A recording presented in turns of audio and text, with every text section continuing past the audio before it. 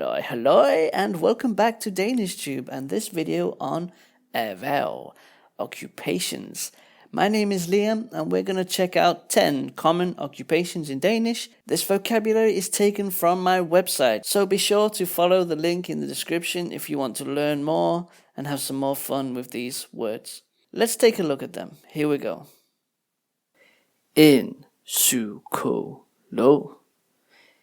En psykolog. En psykolog. En tandlæge. En tandlæge. En tandlæge. En tjener. En tjener. En tjener. En bager. En bager. En bager. En brandmand. En brandmand. En brandmand. En dyrlæge. En dyrlæge. En dyrlæge. En kok. En kok. En kok. En læge. En læge. En læge. En lærer. En lærer. En lærer. En politibetjent. En politibetjent. En politibetjent.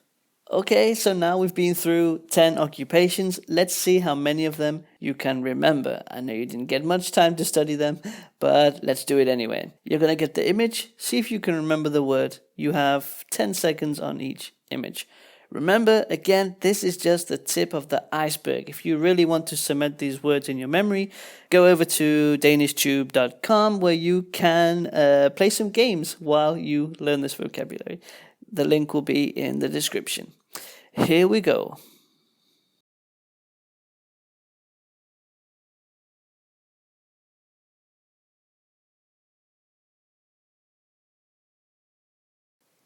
En læge. En læge. En læge.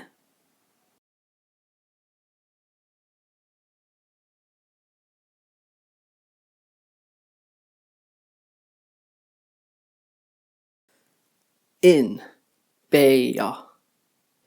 En bager. En bager.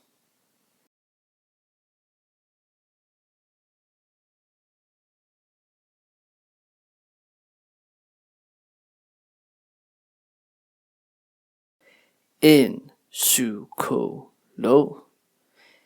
En psykolog. En psykolog.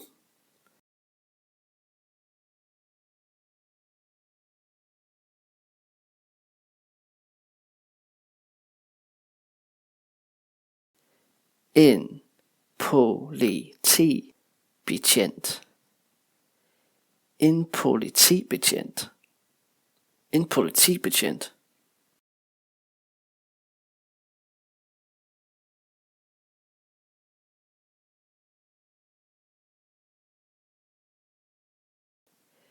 En tandlæge. En tandlæge. En tandlæge.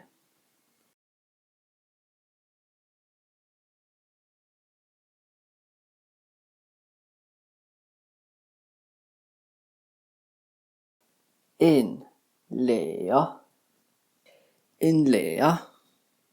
En lærer.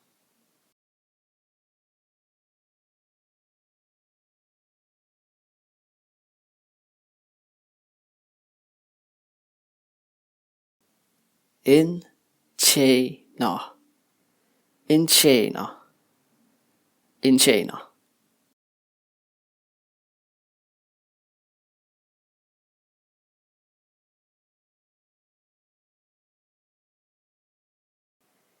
En dyrlæge.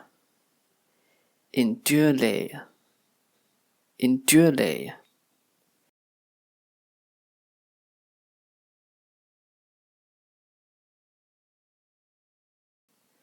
En kok.